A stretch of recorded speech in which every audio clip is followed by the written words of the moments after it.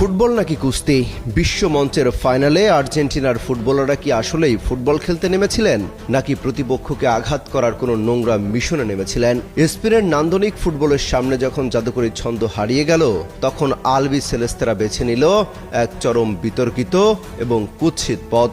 25টি foul, 6টি হলুদ card এবং একটি লাল কার্ড। বিশ্ব চ্যাম্পিয়নদের এমন লজ্জাজনক ও ধ্বংসাত্মক পারফরমেন্স এর আগে দেখেনি ফুটবল বিশ্ব। মাঠের শুরু থেকেই বোঝা যাচ্ছিল স্পেনের গতি আর পাসিংয়ের সামনে আর্জেন্টিনা সম্পূর্ণ দিশেহারা।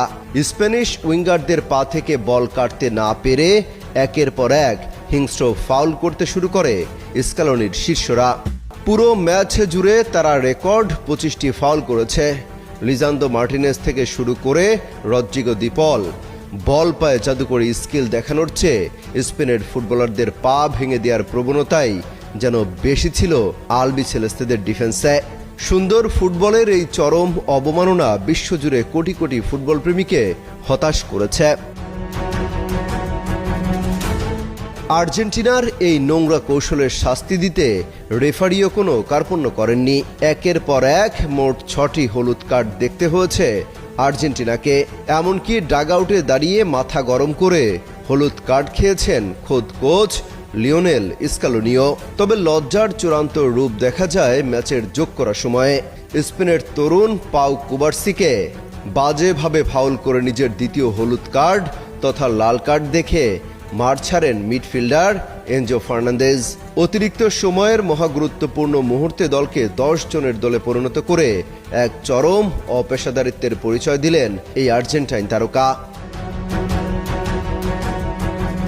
আর্জেন্টিনার এই ডার্টি গেম বা নোংরা কৌশল শেষ পর্যন্ত তাদের নিজেদের জন্যই কাল হয়ে দাঁড়ায়।